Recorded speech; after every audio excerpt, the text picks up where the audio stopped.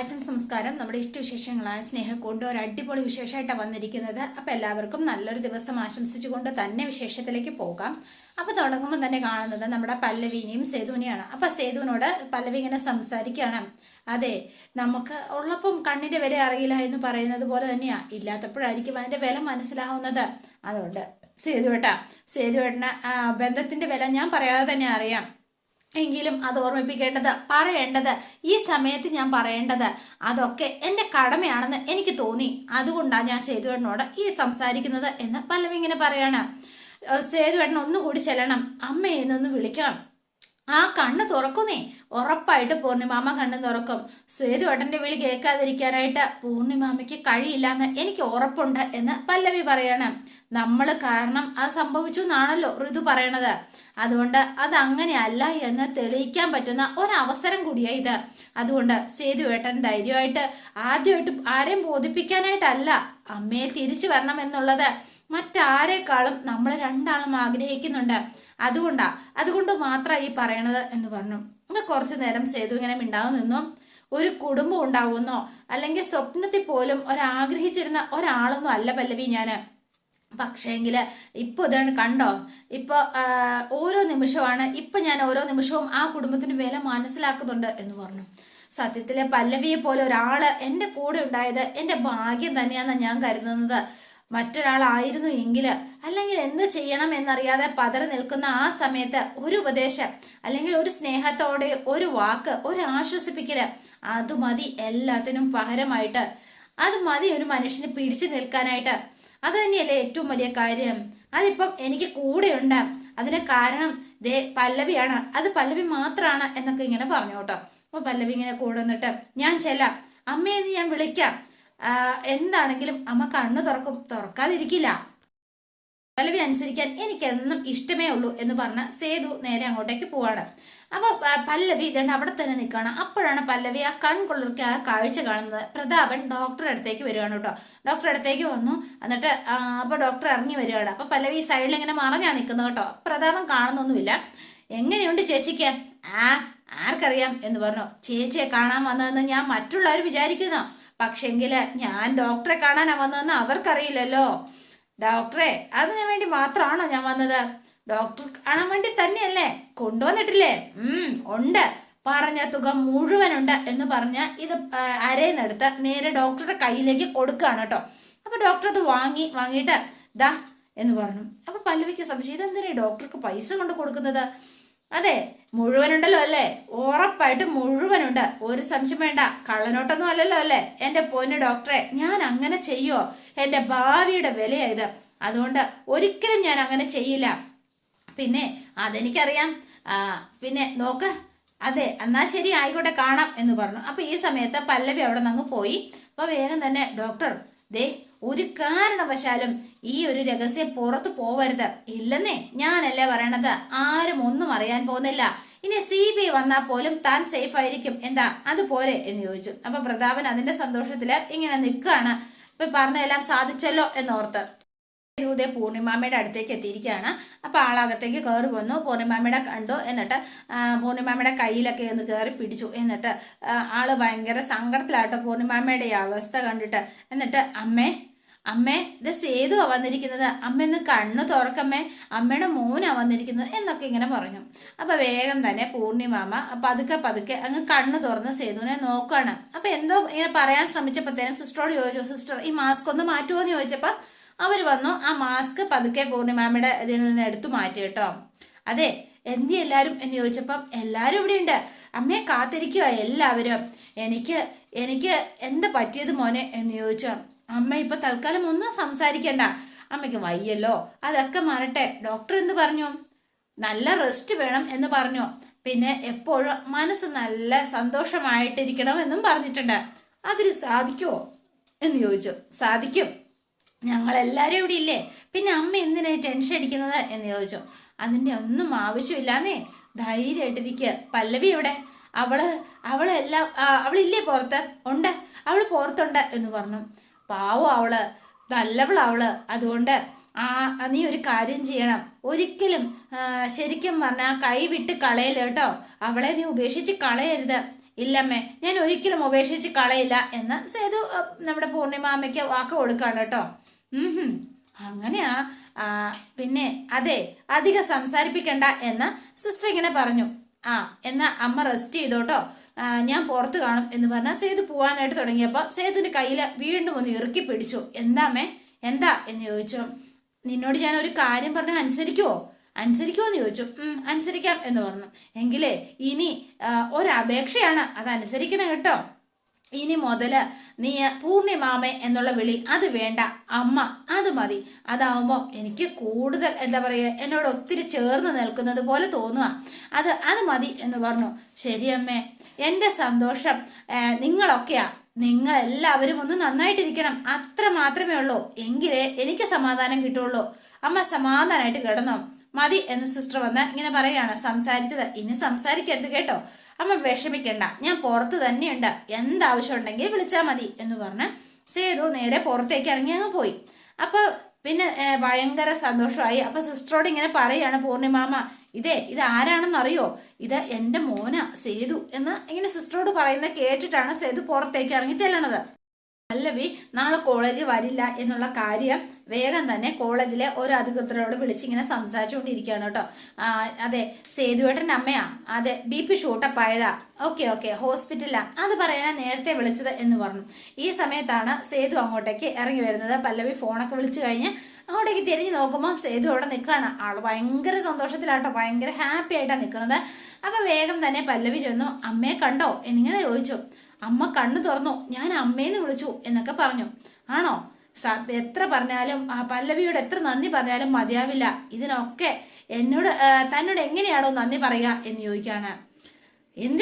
എന്തിനാ സേതുവേട്ടൻ എന്നോട് നന്ദി പറയണത് എന്ന് ചോദിച്ചു. അതിന്റെ ആവശ്യം എന്താ? ശരിക്കും അതിനിടയിൽ നമുക്കിടയിൽ എന്തിനാ ഒരു ഫോർമാലിറ്റി? അതെ, അതിനും വേണ്ടി മാത്രം ഞാൻ ഒന്നും ചെയ്തു തന്നില്ലല്ലോ. അല്ല, അമ്മേന്ന് വിളിക്കാൻ താനല്ലേ പറഞ്ഞത്? അപ്പൊ ഞാൻ വിളിച്ചല്ലോ. ഞാൻ അത് അനുസരിച്ചത് കൊണ്ടല്ലേ അമ്മ കണ്ണു തുറന്ന് എന്നോട് സംസാരിച്ചത്. പിന്നെ ഒരു കാര്യമുണ്ട് കേട്ടോ, ഇനി ഞാൻ പൂർണിമാമേന്ന് വിളിക്കില്ല, അമ്മേന്ന് മാത്രമേ വിളിക്കുള്ളൂ. എന്നോട് അങ്ങനെ വിളിക്കാവുള്ളൂ എന്ന് വാക്ക് പറഞ്ഞു. പല്ലവിന്റെ ജീവിതത്തിലേക്ക് വരുന്നതിന് മുൻപ് ശരിക്കും ഇങ്ങനെയൊന്നും പറഞ്ഞു തരാനായിട്ട് എനിക്ക് ആരും ഉണ്ടായിരുന്നില്ല പല്ലവി. എനിക്കൊന്നും അറിയുകയില്ലായിരുന്നു. എനിക്ക് പറഞ്ഞു തരാൻ ആരും ഉണ്ടായിരുന്നില്ല.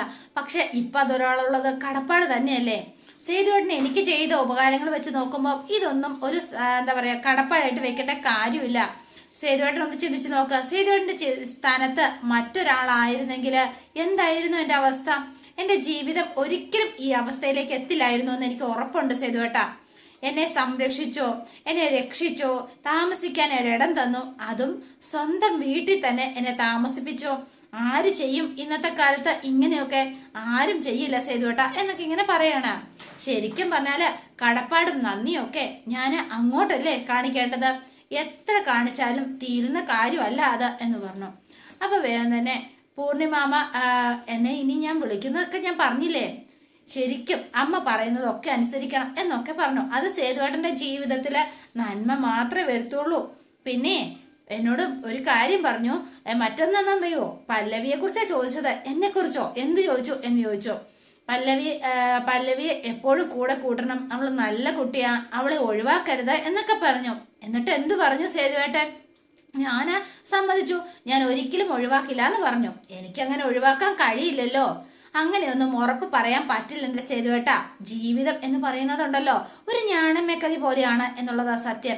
അത് ചിലപ്പം ആരൊഴിവാക്കും, ആരാരുടെ ജീവിതത്തിൽ കാണുമെന്നൊന്നും നമുക്ക് പറയാൻ പറ്റില്ല. നേരത്തെ ഞാൻ ഒരുപാട് സ്വപ്നങ്ങളൊക്കെ കണ്ടിരുന്നു. പക്ഷേങ്കില് ഇപ്പൊ ഞാൻ സ്വപ്നങ്ങളൊന്നും കാണാറില്ല. എന്താണെന്നറിയോ? നമ്മൾ സ്വപ്നങ്ങൾ കണ്ടാലൊന്നും അത് നടക്കില്ല സേതുവേട്ട. അതിനൊക്കെ നടക്കണമെങ്കിലേ ഒരു ഭാഗ്യം വേണം, ഭാഗ്യം. അതില്ലാത്തവര് സ്വപ്നം കണ്ടിട്ട് എന്താ കാര്യം? ഒരു കാര്യവുമില്ല. അതാ ഞാൻ ഈ പറയണത്. എന്റെ ജീവിതത്തിന്റെ അനുഭവം, ഈ കുഞ്ഞു ജീവിതത്തിന്റെ അനുഭവം വെച്ച് ഞാൻ പറയാ. സേതുവേട്ടന്റെ ജീവിതത്തിന്റെ അത്ര അനുഭവമൊന്നും എനിക്കില്ല കേട്ടോ. ഞാൻ സ്വപ്നം കണ്ടതൊന്നും എനിക്ക് കിട്ടാറേ ഇല്ല. അതുകൊണ്ട് ഞാനിപ്പം അതോർത്ത് സങ്കടപ്പെടാറില്ല കേട്ടോ സേതുവേട്ട. സേതു പല്ലവി ഇത് പറഞ്ഞിട്ട് അങ്ങോട്ടേക്ക് നടന്നങ്ങ് പോയി കേട്ടോ. പിന്നെ രാത്രി ആയപ്പോ എല്ലാവരും അവിടെ ഇരുന്ന് ഉറങ്ങാണ്. അപ്പൊ പല്ലവിക്ക് ദേഹന്റെ കോഫി കൊണ്ട് കൊടുത്തു. ഇത് പ്രതാപനാണെങ്കിൽ ദേണ്ട അവിടെ ഒരു സ്ട്രക്ചർ പോലത്തെ സാധനമുണ്ട്, അതേ കയറി ഇങ്ങനെ മലന്ന് കിടന്ന് നല്ല ഉറക്കത്തിലാണ്. അപ്പൊ ദേണ്ട ഋതുവും അതുപോലെ തന്നെ സ്വാതിയും അച്ചും ഒക്കെ ഉണ്ട്. എന്തിനാ നിങ്ങൾ ഇവിടെ ഇരുന്ന് ഉറങ്ങണത്? മുറി എടുത്തിട്ടുണ്ടല്ലോ, അവിടെ പോയി കിടന്ന് ഉറങ്ങിക്കോ. അല്ല, ഇവിടെ ആരെങ്കിലും വേണ്ട ഏട്ടാ എന്ന് ചോദിച്ചപ്പോൾ ഞാനുണ്ടല്ലോ, ഞാൻ ഇവിടെ ഇരുന്നോളാം, നിങ്ങൾ ചെന്നോ. എന്നാ ഇതാ കാപ്പ് കുടിക്കുക എന്ന് പറഞ്ഞ് ഋതികയ്ക്ക് കൊടുത്തു. അപ്പൊ ഋതിക വാങ്ങിച്ചു കേട്ടോ. സ്വാതിയോട് ചോദിച്ചപ്പോൾ നിനക്ക് വേണ്ടേ? വേണ്ട എന്ന് പറഞ്ഞു. അച്ചു പറഞ്ഞു എനിക്ക് വേണം ഏട്ടാ, പിന്നെ നല്ല ഉറക്കം പോവും എന്ന് പറഞ്ഞ് വേഗം തന്നെ അച്ചു അത് വാങ്ങി കുടിക്കുകയാണ്. അപ്പൊ ഈ സമയത്താണ് നേഴ്സ് ഇറങ്ങി വരുന്നത്. വേഗം തന്നെ വെപ്രാളം പിടിച്ചാട്ടോ നേഴ്സ് ഇറങ്ങി വന്നിട്ട് അതെ, നിങ്ങളുടെ ആരുടെയെങ്കിലും ബ്ലഡ് ഗ്രൂപ്പ് ബി പോസിറ്റീവ് ആണോ എന്ന് ചോദിച്ചോ. എന്താ സിസ്റ്ററെ? പൂർണിമ മേഡത്തില് ചെറിയൊരു കോംപ്ലിക്കേഷൻ ഉണ്ട്, അതുകൊണ്ടാ ബ്ലഡിന്റെ പ്ലേറ്റ്ലെറ്റ്സ് കുറഞ്ഞു പോയിക്കൊണ്ടിരിക്കുന്നു എന്ന് പറഞ്ഞു. എന്നാ അങ്കിളിന്റെ ബ്ലഡ് ഗ്രൂപ്പ് ബി പോസിറ്റീവാ എന്നാ സ്വാതി വേഗം പറഞ്ഞു കേട്ടോ. എന്നാ വേഗം തന്നെ അവരെ വിളിക്കുക, സമയം കളയണ്ട, ഞാൻ ഡോക്ടറെ വിളിച്ചിട്ട് വേഗം വരാം എന്ന് പറഞ്ഞ് ഇവരങ്ങ് പോയി. അപ്പൊ അങ്ങളെ എന്ന് വിളിച്ച് പ്രതാപനെ എണീക്കാണ്. എന്നാ അയ്യോ എന്റെ ചേച്ചിക്ക് എന്ത് പറ്റി? എന്റെ പൊന്നങ്ങളെ ഒന്നും പറ്റിയില്ല, അങ്ങളൊന്ന് പറയുന്നൊന്ന് കേക്ക്. അതെ, അങ്ങളുടെ ബ്ലഡ് ഗ്രൂപ്പ് ബി പോസിറ്റീവ് അല്ലേ? അതെ, അതുകൊണ്ടാണല്ലോ ഞാൻ എപ്പോഴും പോസിറ്റീവ് ആയിട്ടിരിക്കുന്നത്. അമ്മയ്ക്ക് അടിയന്തരമായിട്ട് ബ്ലഡ് വേണമെന്ന്, അങ്കിള് വേണം അത് കൊടുക്കാൻ. അയ്യോ ഞാനോ എന്ന് ചോദിച്ചു. എന്റെ മോളെ അതെ, അതിന് പിന്നെ നടക്കില്ല മോളെ, അതിലൊരു ചെറിയൊരു പ്രശ്നമുണ്ട്. ചേച്ചി അഡ്മിറ്റ് ആയ വിഷമത്തില് ഞാൻ 2 എണ്ണം കഴിച്ചു പോയി മോളെ. കാലത്ത് ആൽക്കഹോളുള്ള ബെഡ് അവിടെ എടുക്കില്ല, അതാ പ്രശ്നം. ഇനിയിപ്പൊ ഞാൻ എന്ത് ചെയ്യും എന്ന് ചോദിച്ചു.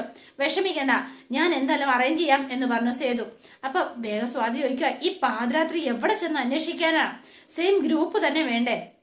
അപ്പൊ പല്ലവി ആരും എവിടെയും അന്വേഷിക്കണ്ട എന്ന് പറഞ്ഞു. മറ്റൊന്നുമല്ല, എന്റെ ബ്ലഡ് ഗ്രൂപ്പ് ബി പോസിറ്റീവാ എന്ന് വേഗം തന്നെ പല്ലവി പറയാണ്. ൊക്കെ സമ്മതമാണെങ്കിൽ ഞാൻ തരാം ബ്ലഡ് എന്ന് പല്ലവി പറഞ്ഞു. അപ്പൊ സെതുവിന് ഭയങ്കര സന്തോഷമായി കേട്ടോ. അപ്പൊ സെതു ഭയങ്കര ഹാപ്പി ആയിട്ട് ഇങ്ങനെ നിൽക്കുന്ന സമയത്താണ് നമ്മുടെ പ്രതാപൻ കയറിയിട്ട് വേണ്ടടി, നിന്റെ ബ്ലഡ് ഇവിടെ ആർക്കും ആവശ്യമില്ല എന്ന് പറഞ്ഞു. അപ്പോഴേക്കും ഋതു കയറിയിട്ട് മതി, അത് മതി എന്ന് പറഞ്ഞു. അതുകൊണ്ട് ഇനി നമുക്കിപ്പോ ആവശ്യം അമ്മ രക്ഷപ്പെടുക എന്നുള്ളതാണ്, അതിന് ആരുടെ ബ്ലഡും സ്വീകരിക്കാം എന്ന് പറഞ്ഞു. അപ്പൊ വേഗം തന്നെ പല്ലവിക്ക് ഇഷ്ടമായി. പല്ലവി സ്നേഹത്തോടെ തന്നെ ഋതുവിനെ പറഞ്ഞിട്ട് ഋതു താങ്ക് യു ഋതു, നീ നല്ലൊരു മകളാ നീ എന്ന് പറഞ്ഞിട്ട് സേതുട്ടാ വാ എന്ന് പറഞ്ഞിട്ട് സേതുവിനെയും കൂട്ടിക്കൊണ്ട് നേരെ ബ്ലഡ് ബാങ്കിലേക്ക് പോവാണ്. വേഗം പറയാണ് അതെ, ഇതാണ് സ്നേഹം. ചേച്ചിക്ക് വേണമെങ്കിൽ മിണ്ടാതെ നിൽക്കായിരുന്നു, പക്ഷെ പറഞ്ഞില്ലല്ലോ, ചേച്ചിയുടെ നല്ല മനസ്സാ, അത് തിരിച്ചറിയാതെ പോകുന്നതാ ഇവിടെ ചിലർക്ക് പറ്റുന്ന ആ തെറ്റ് എന്ന് പറഞ്ഞു. എന്നിട്ട് അച്ചുവും അവരുടെ കൂടെ അങ്ങ് പോയി. അപ്പൊ ഋതികയും സ്വാതി അവിടെ നിൽക്കാണ്. അപ്പൊ കണ്ടോ, അവസരം മുതലാക്കുക ചെയ്തത് അവള്. അതുകൊണ്ട് ഇതുകൊണ്ടൊന്നും നമ്മൾ നമ്മുടെ നിലപാട് മാറ്റാൻ പാടില്ല. ശത്രുവിനെ ശത്രു തന്നെ ആയിരിക്കണം മോളെ, കേട്ടല്ലോ. ഇവൻ ഇങ്ങനെ ചൂണ്ടി നിന്നപ്പോഴത്തേനും ഒന്നും മിണ്ടാതെ ഋതുവും സ്വാതിയും കൂടെ വേണ്ട അവരുടെ ഒപ്പം അങ്ങോട്ടേക്ക് പോയി ബ്ലഡ് ബാങ്കിലേക്ക്. പ്രതാപൻ ആകെ നാണമായി. പോകുന്നവരൊക്കെ പോട്ടെ എന്നുള്ള മട്ടില് പുള്ളി വേഗം തന്നെ ആ കിടന്നിരുന്ന സ്ഥലത്ത് തന്നെ വേഗം വീണ്ടും കയറി കിടക്കുകയാണ്. പിന്നെ കാണുന്നത് നമ്മുടെ മാഷിനെയാണ്. അപ്പൊ മാഷ് എന്തോ എഴുതിക്കൊണ്ടിരിക്കുകയാണ്. അപ്പൊ ശോഭ അങ്ങോട്ടേക്ക് വന്നു. ചായയൊക്കെ ആയിട്ടാണ് ആള് വരുന്നത്. മാഷേ എന്താ മാഷേ എന്ന് ചോദിച്ചു. അപ്പം ഈ മാസവും ശരിക്കും വരവിനേക്കാൾ കൂടുതലാ ചെലവ്, ഇതിങ്ങനെ പോയാ എവിടെ ചെന്ന് നിൽക്കുമെന്ന് എനിക്ക് ഒരു പിടിയില്ല കേട്ടോ ശോഭയെ. എന്ത് ചെയ്യുമോ എന്തോ, പെൺമക്കള് മാത്രമുള്ള അച്ഛനമ്മമാര് നേരിടുന്ന ഒരു ചോദ്യ, അവരോട് കാശ് ചോദിക്കാൻ പറ്റില്ലല്ലോ, അത് ബാധ്യതയല്ലേ. അതും ശരിയാണ്. പല്ലവി വിളിച്ചായിരുന്നു, സേതുവിന്റെ അമ്മയുടെ കണ്ടീഷൻ കുറച്ച് മെച്ചപ്പെട്ടു എന്നാ പറഞ്ഞത്, പേടിക്കണ്ട എന്ന് മാഷിനോട് പ്രത്യേകം പറയണം എന്ന് പറഞ്ഞ് ഏൽപ്പിച്ചിട്ടുണ്ട്. ഒരു കണക്കിന് ഞാനാ എല്ലാത്തിനും കാരണം, ഞാൻ ആ വീട്ടിൽ പോവാനേ പാടില്ലായിരുന്നു. അതാ ആ ഋതു എന്ന് പറഞ്ഞവർക്ക് കുറച്ച് മാന്യമായിട്ട് പെരുമാറായിരുന്നു. അതെന്താ മാഷ് പറയാത്തത്? നമ്മൾ അങ്ങനെ പ്രതീക്ഷിക്കാൻ പാടുണ്ടോ? അതിനുള്ള അർഹത നമുക്കുണ്ടോ? ഒരിക്കലുമില്ല. നമ്മുടെ മോളല്ലേ പല്ലവി, അവള് നമ്മളായിരുന്നില്ലേ നോക്കേണ്ടിയിരുന്നത്? എല്ലാം എന്റെ തെറ്റാ. അന്ന് അഭയം ചോദിച്ചു വന്നപ്പോ തിരിച്ചു പോവാൻ ആവശ്യപ്പെട്ടത് ഈ ഞാൻ തന്നെയല്ലേ. പിന്നെ പറഞ്ഞിട്ട് എന്താ കാര്യം? ഞാൻ അന്ന് അങ്ങനെ ചെയ്യാൻ പാടില്ലായിരുന്നു, അതാ ഞാൻ ചെയ്ത തെറ്റ്. ഇല്ലായിരുന്നെങ്കിൽ ഇപ്പൊ മോള് ഈ വീട്ടിൽ തന്നെ ഉണ്ടായിരുന്നേനെ. കഴിഞ്ഞു പോയതിനെ കുറിച്ച് ഇനി ആലോചിച്ചിട്ട് എന്ത് പ്രയോജനം? ഒരു പ്രയോജനവും ഇല്ല. നമുക്കിനി എന്ത് ചെയ്യാൻ പറ്റും? അതാ നമ്മൾ ഇനി ചിന്തിക്കേണ്ടത് എന്ന് മാഷ് ഇങ്ങനെ പറയാം. ഒരു അന്യന്റെ വീട്ടിൽ നിന്ന് കഷ്ടപ്പെടാനായിട്ട് ഞാൻ സമ്മതിക്കില്ല. അതുകൊണ്ട് കൂട്ടിക്കൊണ്ട് വരണം മോളെ, നമുക്ക് അവളെ ഇങ്ങോട്ട് കൂട്ടിക്കൊണ്ട് വരണം. അതെങ്ങനെ? അപ്പൊ ഇന്ദ്രൻ, അവന്റെ ഭീഷണി നമ്മൾ നേരിടണം. പേടിച്ച് എത്ര കാലം ജീവിക്കും? അല്ലെങ്കിൽ ഞാൻ ചെല്ലുമ്പോ പല്ലവി നിലം തുടച്ചുകൊണ്ടിരിക്കുക. കാഴ്ച കണ്ടപ്പോ തകർന്നു പോയി. ശരിക്കും അതിനാണോ ഞാൻ അവളെ പഠിപ്പിച്ചത്? അത് കണ്ടപ്പോ എന്റെ ചങ്ക് തകർന്നു പോയി. പാവം എന്റെ കുട്ടി എന്തുമാത്രം സഹിക്കുന്നുണ്ട്. ശപിക്കുന്നുണ്ടാവില്ലേ അവള് നമ്മളെ? ആ ശാപത്തിന്റെ വിഷം അറിയണമെങ്കിൽ നമ്മളായിട്ട് വെച്ച തെറ്റുകള് നമുക്ക് തിരുത്താൻ കഴിയണം. എല്ലാം ശരിയാവും. നമ്മളെ അറിഞ്ഞുകൊണ്ട് ആരും ഉപദ്രവിച്ചിട്ടില്ലല്ലോ. ദൈവം നമ്മളെ അങ്ങനെ ശിക്ഷിക്കുവോ? ഒരിക്കലുമില്ല. അതുകൊണ്ട് മാഷ് സമാധാനമായിട്ട് സന്തോഷമായിട്ടിരിക്കുക. എല്ലാത്തിനും ഒരു വഴി ഉണ്ടാവും മാഷേ, ധൈര്യമായിട്ടിരിക്കുക എന്ന് പറഞ്ഞ് ശോഭ മൂന്ന മാഷിനെ ഇങ്ങനെ ആശ്വസിപ്പിക്കുകയാണ്. അപ്പൊ അതോടെയാണ് ഇന്നത്തെ വിശേഷം അവസാനിക്കുന്നത്. ഇനി നാളത്തെ വിശേഷം ഇതിലും ഗംഭീരമാണ്. അപ്പൊ എല്ലാവരും വെയിറ്റ് ചെയ്യുക. ഇഷ്ടപ്പെട്ടുവെങ്കിൽ ലൈക്ക് ചെയ്യുക, ഷെയർ ചെയ്യുക, തൊട്ടടുത്ത് ആ ബെൽ ബട്ടൺ കൂടെ ഒന്ന് ഞെക്കുകയാണെങ്കിൽ ഞാൻ ഇടുമ്പോൾ തന്നെ നോട്ടിഫിക്കേഷൻ ലഭിക്കുന്നതായിരിക്കും. പുതുപുത്ത വിശേഷമായിട്ട് എത്താം. Bye and see U.